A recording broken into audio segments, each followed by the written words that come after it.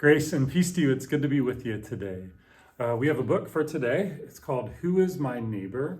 And it's written by Amy Jill Levine and Sandy Eisenberg Sasso and illustrated by Denise Toro.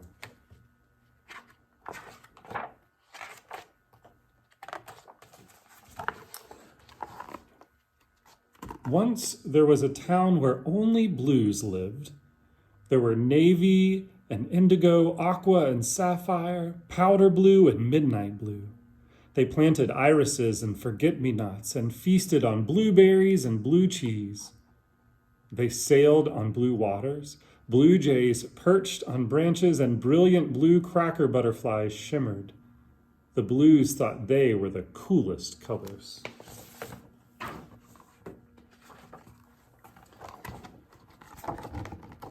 The yellows lived in a different town.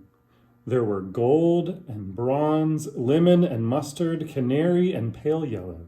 They planted sunflowers and daffodils and feasted on bananas and butterscotch pudding. They traveled on yellow brick roads.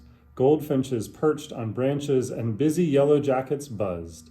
The yellows thought they were the hottest colors.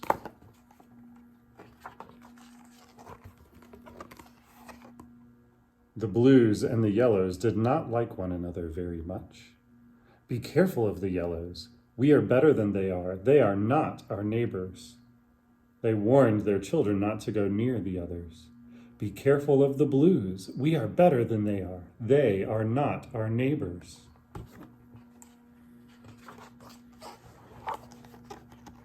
For years, the blues said there was no such thing as a good yellow. And the yellows said there was no such thing as a good blue.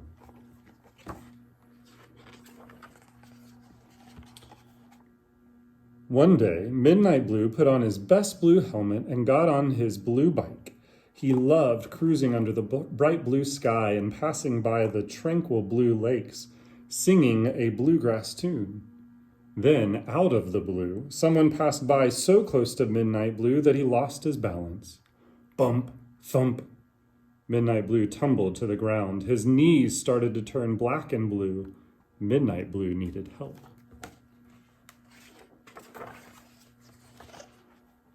Along came Navy. Navy will help me, Midnight Blue thought. But Navy was afraid. She wondered, maybe someone made Midnight Blue fall, and maybe that person is still around. So Navy pretended not to notice Midnight Blue. Midnight Blue was surprised. Why hadn't Navy stopped to help? After all, Navy was his neighbor.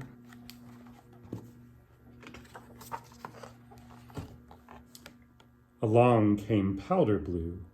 Powder Blue will help me, Midnight Blue thought. But Powder Blue wondered, did Midnight Blue get in a fight? Is the other person still around? He was afraid, so he pretended not to notice Midnight Blue. Midnight Blue was surprised. Why hadn't Powder Blue stopped either? After all, Powder Blue was his neighbor. Neither Navy nor Powder Blue is true blue.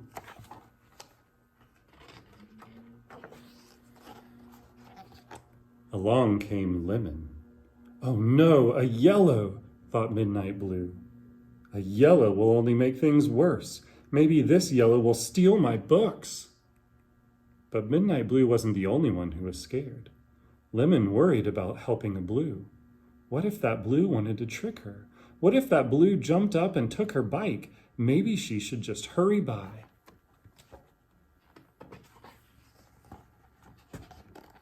But Lemon didn't hurry by. She decided to help. She didn't steal his books, she picked them up. She lifted Midnight Blue from the dirt, handed him his helmet, and helped him get on the back of her bike. Then she took him to her doctor.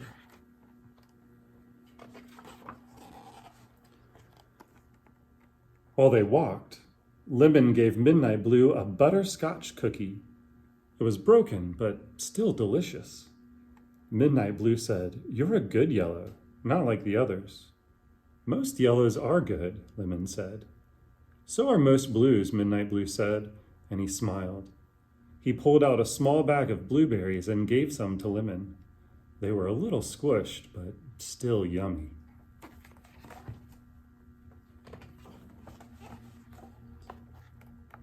When Dr. Gold came out, Midnight Blue was still a bit frightened.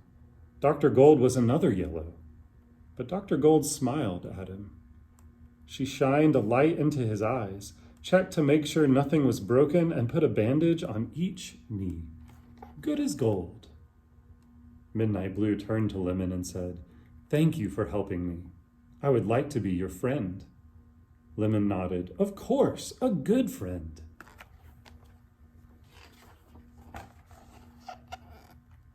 When Midnight Blue returned to his town, he told all the Blues what had happened. It was not at all what they expected to hear. He said, "Lemon did not pass by. Lemon did not look the other way. Lemon helped." And Dr. Gold did too. The Blues thought, the Yellows do not look like us or eat the same foods, but maybe the Yellows can be our friends.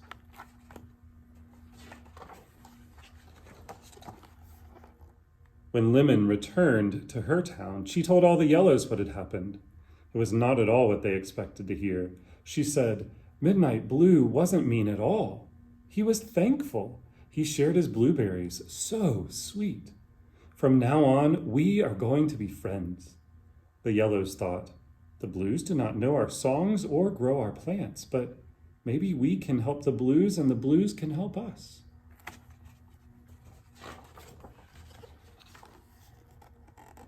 From that time on, the Blues and the Yellows began to say, maybe we don't have to look alike or even live nearby. Perhaps we will like hearing new songs and tasting new foods. We might like making new friends. Maybe we can all help one another. Maybe, said Midnight Blue. Lemon smiled. Maybe, just maybe.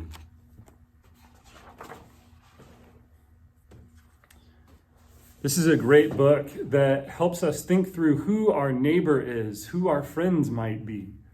It's easy for us to think about our neighbor being the people who live near us, and still fairly easy to think about the people we might agree with, but live a little further away, things we have in common with, those people being our neighbors. But it's often harder to think of our neighbors as people who we are very different than, that we don't see anything in common with at first. I like that this book helps us to think, to look beyond our initial impressions and realize that everyone is our neighbor, no matter how much we might get along. Jesus calls us to love God and to love our neighbor. That can be easy when it's people that we're already friends with, people we have a lot in common with, but it can get hard when it's someone that we maybe don't get along with and we don't have as many things in common. Right now, our country's having trouble getting along with each other. And in many cases, that's causing people to be pretty mean to each other. We learn in this book about who our neighbor is, which is everyone. And this story actually echoes a story that Jesus taught us. And we learn through Jesus' call to love our neighbors that we are called to love everyone, to care for everyone, to want good for everyone, even if we don't have a lot in common or don't get along at first. It's a hard thing to do, but when we do, we're helping people see that the love of Christ is alive and at work in the world, and even through us. So think about that this week when you come across someone that you don't get along with. It may even be someone in your house at times, since those people are actually our closest neighbors. And think about how Jesus teaches us that we are to love our neighbors, which is everyone. Let us pray. Dear God, thank you for Jesus, who shows us how deeply you love us and teaches us to love others the same. Help us share your love with our neighbors. Amen. God's peace. You all have a good week.